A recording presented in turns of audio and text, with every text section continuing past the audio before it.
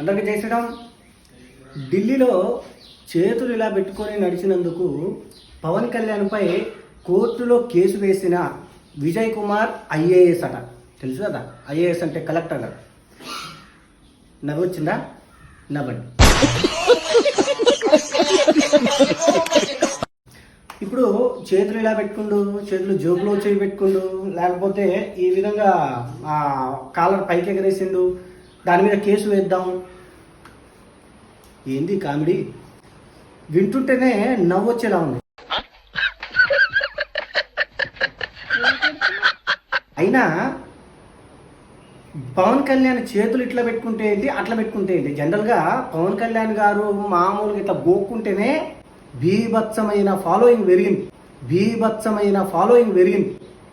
ఎవరైనా ఫాలో అవ్వాలంటే ఆ మేనరిజాన్ని కాపీ చేయాలి అని అంటే పవన్ కళ్యాణ్ హీరో కాబట్టి ఆయన మేనరిజాన్ని కాపీ చేయాలి.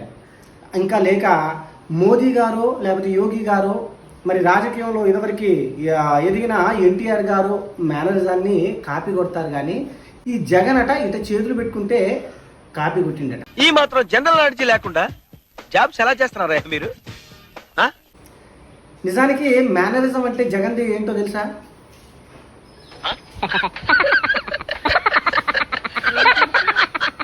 ఇగో ఇలాంటి మేనరిజం ఏదైతే ఉందో జగన్కి, అవి కాపీ కొడితే ఇగో ఈ విధంగా జగన్ మేనరిజాన్ని పవన్ కాపీ కొట్టిండని చెప్పేసి కోర్టుకి ఎక్కితే అదో సంతోషం.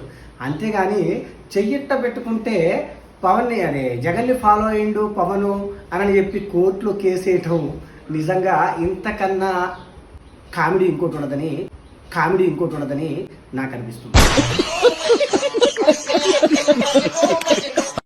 మరి మీకు ఎలా అనిపించిందో మీరైతే కామెడీ చేసి చెప్పండి. ఈ కామెడీ అర్థంగా.